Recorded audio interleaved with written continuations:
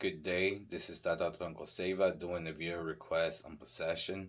First and foremost, let me just say that I do not claim to have the absolute truth. With this being said, now there's a lot of people that are intrigued by the possessions or mounting of the dead or trances, among many words that are used to describe this. Now, possession is when you allow a spirit to come into your body and take control of it in your mind. When possession occurs, your conscious gets shut down. You in essence go into a waiting room until the possession is over. Sometimes the spirit doesn't possess you 100%, so your mind and body are being occupied by both you and the spirit. This is referred to a two-headed possession, and it usually cannot be maintained for too long. Either your conscious leaves the body or the spirit does. Now, people, for whatever reason, are fascinated by the potential of being possessed by spirit. But let me just warn you, whether you're an espiritista all the way down to padero, that there are consequences for allowing a spirit to possess you. Every time that you get possessed by a spirit, your energetic force deteriorates. So it's extremely important to know if this spirit trying to possess you is your spirit before you allow it to possess you, because it could be a dark imposter spirit, just going along for the ride. How do you know if this is the case? Well, first, by its energy. That is why I always preach that Engagel learn its spirit's energy. It should come to a point where if you put enough time and effort, you can recognize and sense your particular spirit's energy. So that's why I'm always preaching to the Engagels practice, just get to know your spirit, get to know that energy. Besides the fact that you're going to need it in order to do spiritual works, but you need to recognize it.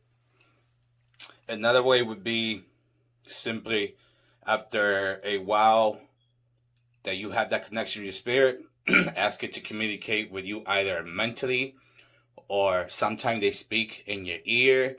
Whatever means that it would take for you to recognize that it's your spirit and not a dark imposter just trying to get a free ride. This is something that really, really occurs.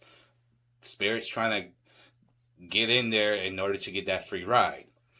Now, by your energetic force being affected by the process of possession, this brings many consequences, both physically and mentally, health-wise. So, this is why it's very important that you know who you are allowing to possess you. Now, I just want to make it clear that what I'm speaking about is for those individuals who go to any tambon or ceremony and bam, they're possessed. There's even a nickname given to these people, and that name is Pejo de Nganga, or Dog of the Cauldron. Although, this term is also given to a certain spirit that when it was alive, it didn't have no drive or self-esteem. So a paleo could go out, grab that spirit, put in the Nganga, and that spirit will become the Nganga's baba. Constant work. Now, possessions are not a bad thing. It is when you overkill. It's alright every once in a blue moon to get possessed. Yes. Does it help you in your spiritual journey? Of course. But not if the spirit's constantly taking over. That's not good for you whatsoever. Now, signs that a person is truly possessed. First, their eyes. They get extremely wide open. And doesn't matter how long the person is possessed. Does not matter if it's 2 hours, 3 hours, 4 hours, whatever the case may be. Keep your eyes in the eyes. Those eyes will not blink, not even once. Now, a regular person, try to keep yourself from blinking. It's impossible. It's like second nature. Your brain's going to make you blink.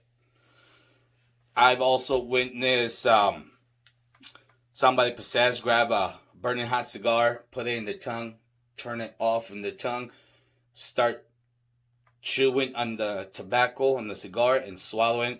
I've seen them drink great amounts of rum and just like in one one gulp, something that's not humanly possible. Now, people love possessions because it's their hopes to get certain prophecy from the spirit itself. In other words, like a free life reading straight from the horse's mouth.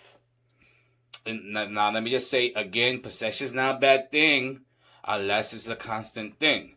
Possessions can come about because that spirit must come to this world that day in order to warn somebody about death is gonna get them, or somebody's gonna get in a huge legal trouble, or somebody's health is deteriorating and they'll go in there, give them a cancer, and they'll even give them formulas of what to do, so forth and so on. It's not a bad thing. It's a bad thing when you're constantly allowing the spirit to possess you. That's not good for you physically or mentally. Well, I think I answered the viewer's question. Stay humble and be kind to one another. Until next time, may Sami bless you and yours. And salam alaikum.